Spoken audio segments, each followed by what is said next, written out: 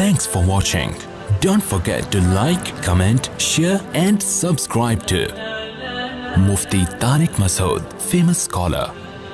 تو بھائی دنیا سے محبت انسان کے سکون کو تباہ کر دیتی ہے. دنیا سے محبت کرنے کی چیز نہیں ہے. میں جلدی سے واقعہ سنا کے فوراً ٹاپک پر آتا ہوں.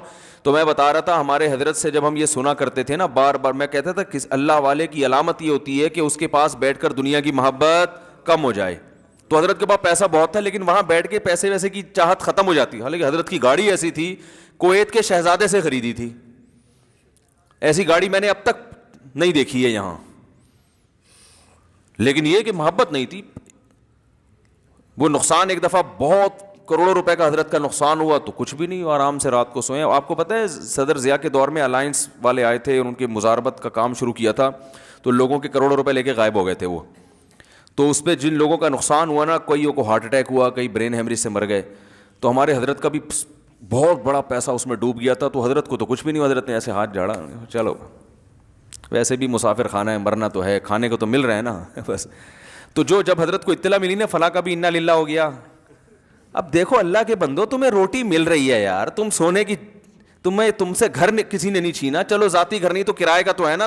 طبیعت سے دوپہر کو بھی سوتے ہو, رات کو بھی آرام سے آ کے سوتے ہو, صبح اٹھتے ہو, پھر ناشتہ کرتے ہو, نکلتے ہو. یہ تو لائف تو یہ ہے, ساری چیزیں تو مل گئی آپ کو. اور اے بھائی یہ جو بڑی بڑی نعمتیں, یہ روٹی ہے سب سے پہلے.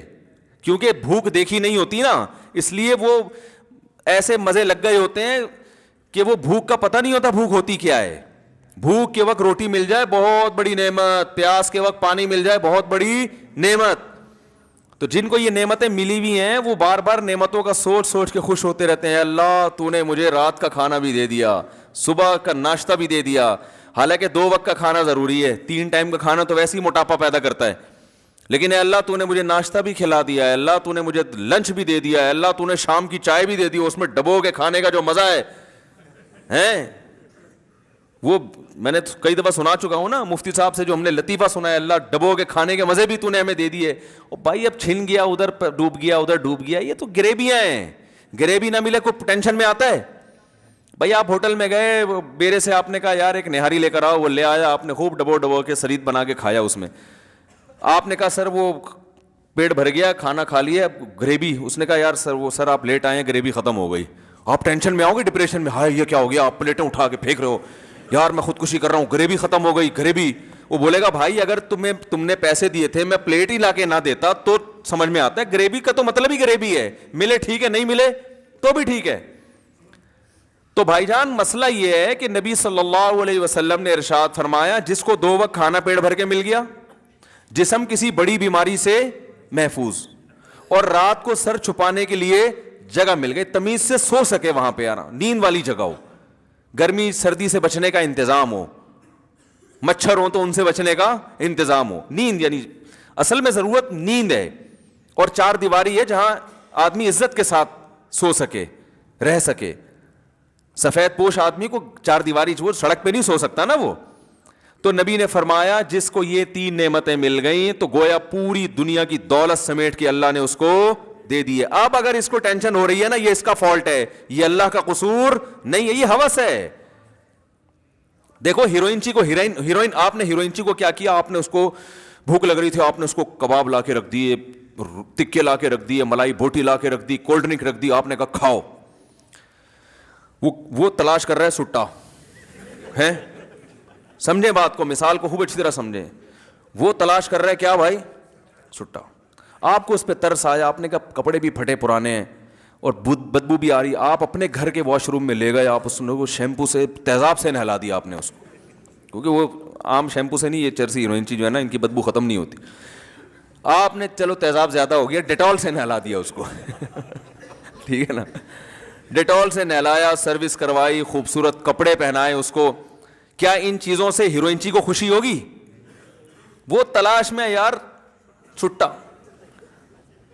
تو آپ نے اس پر احسان کیا, پھر اس کی جیب میں آپ نے کچھ پیسے بھی ڈال دیے کہ جا بھائی کہیں دوبارہ رات کو ڈنر کی ضرورت پڑے تو میری طرف سے وہ شنواری میں کھا لینا جا کے, یا سلاطین میں کھا لینا, یا یہ کھا لینا. اب پھر بھی ٹینشن ہو رہی ہے, تو آ کے کہہ رہے سر پھر بھی ٹینشن ہے مجھے. تو آپ کہیں گے اب جو تجھے ٹینشن ہو رہی ہے یہ میرا فالٹ نہیں ہے. میں نے سخاوت کے دریا بہا دیے. اب یہ تیرا اپنا فالٹ ہے کہ تو نے ایسی چیز کی محبت دل میں پیدا کر لی جو چیز میں نے تیرے لیے پیدا نہیں کی ہے, وہ تیری ضرورت بنائی نہیں ہے, تو زیادہ مزے لینے کے چکر میں ہے. میں نے تو مزہ دودھ میں رکھا, شہد میں رکھا, روٹی میں رکھا, بریانی میں رکھا, اور تو نے یہ حلال مزوں سے ہٹ کے کہاں چلا گیا؟ حرام کی طرف. تو آ گیا شراب پر اور ہیروئن پہ آ گیا. یہ تیرا فالٹ ہے. اب اس ٹینشن کا علاج یہ نہیں ہے کہ میں رزق کی فراوانی کر دوں, اس کا علاج یہ کہ اس فالٹ کا علاج کر تو, یہ محبت ختم کر. تو یاد رکھو ہماری جو بنیادی ضرورت ہے بھوک کے وقت کھانا, یہ لذت بھی ہے اس میں. شدید بھوک لگ رہی ہو, دیکھو شدید بھوک لگ رہی ہو نا, کچھ بھی مل جائے مزہ آتا ہے کھانے میں. آتا ہے کہ نہیں آتا؟ دال مل جائے ایسا مزہ آتا ہے. ہمیں تو شدید بھوک لگتی ہی نہیں ہے نا, بھوک لگنے سے پہلے پھوڑ دیتے ہیں. تو وہ پھوڑنے کا لفظ میری زبان پہ بیان کر کر کے ایسا ہو گیا, وہ کہیں کسی بڑے ہوٹل میں جانا ہوا, بچے بھی ساتھ میں تھے, کوئی انوائٹڈ تھا, میں کہیں بیان تھا. تو جب میں وہاں گیا تو وہ بوفے سسٹم تھا نا, تو میں نے بچوں سے مذاق سے کہا, میں نے کہا بچوں پھوڑ دو. مذاق سے کہا نا ان کو, کیونکہ پیمنٹ بھی کی ہوئی تھی. تو وہ بچے کہتے ہیں ابو ایسے نہیں بولتے, لوگ مذاق اڑائیں گے. کوئی سن لے گا تو مذاق اڑائے گا. میں نے کہا اڑانے تو بیٹا, اڑانے تو. میں نے کہا پھوڑ دو.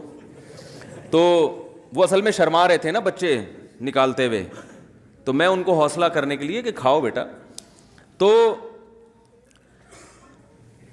بنیادی جو ہماری ضرورت ہے, کیا ہو گیا یار, جلدی کرو.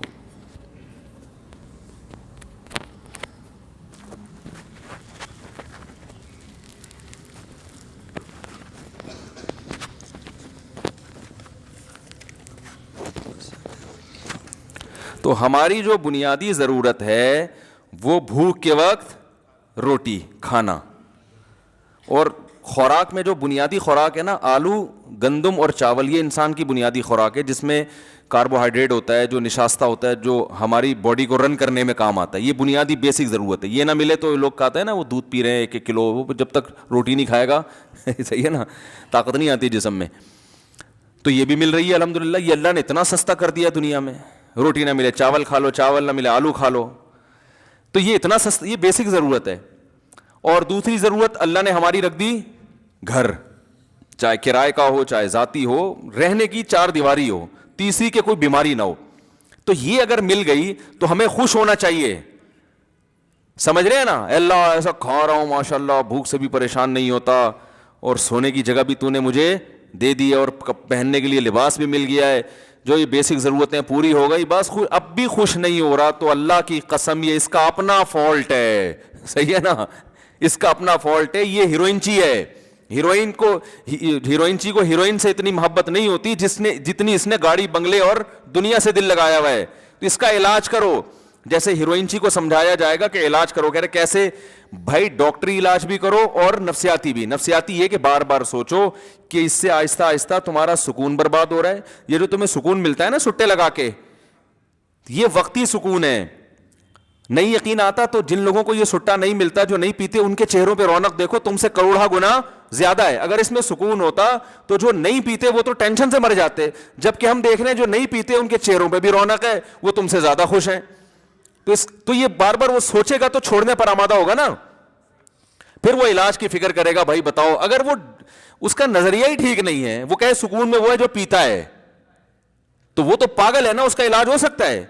تو یاد رکھیں, اسی طرح جو بیسک بنیادی ضرورتیں جب آپ کی پوری ہو گئیں, اس کے بعد اگر آپ کو سکون نہیں ہے, تو سکون نہ ہونے کی وجہ یہ ہے کہ آپ دنیا سے محبت کر بیٹھے ہیں, آپ غریبیوں کے چکر میں پڑ گئے ہیں. تو اس کا حل یہ نہیں ہے کہ آپ کی حاجات پوری کر دی جائیں, آپ کی تنخواہ ڈبل ہو جائے. آپ کے پاس لوگ اپنے مسائل حل کروانے آتے ہیں.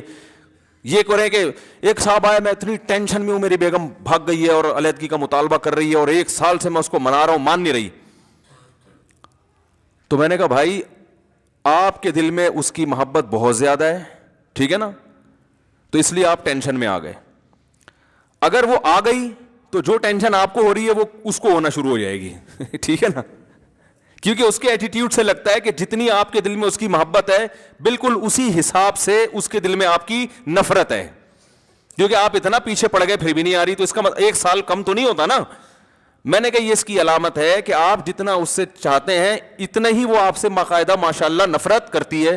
تو جیسے آپ کی محبوب چیز ملنے سے آپ کو خوشی ہوگی تو اس کی قابل نفرت چیز ملنے سے اس کو ٹینشن ہوگی کہ نہیں ہوگی؟ کیا ہو گیا بھائی، بات صحیح کر رہا ہوں کہ نہیں کر رہا؟ تو میں نے کہا آپ اس پہ خوش کہ وہ آپ کو مل جائے، وہ اس پہ خوش کہ آپ اس کو نہ ملے. تو اب میں نے کہا اس ٹینشن کا حل یہ نہیں ہے کہ وہ آ جائے. وہ کیوں آئے گی بھائی؟ اللہ نے چاہتیں پوری کرنے کی جگہ دنیا رکھی نہیں ہے. کسی کی آ جاتی ہے، اکثروں کی تو جو گئی تو پھر بات واپس نہیں آتی. رپورٹ یہی ہے. جو رپورٹیں ہیں نا، ہماری اپنی بھی بہت ساری رپورٹیں ہوتی ہیں، لوگ بتاتے رہتے ہیں نا، تو ایک رپورٹ میں بھی مرتب کر سکتا ہوں. رپورٹ یہی ہے کہ اکثر نہیں آتی. تو اس کا حل یہ کہ دل وہاں سے ہٹاؤ، دل ہٹاؤ وہاں سے. کہہ رہے نہیں میرا دل نہیں ہٹتا. تو میں کہتا ہوں پہلے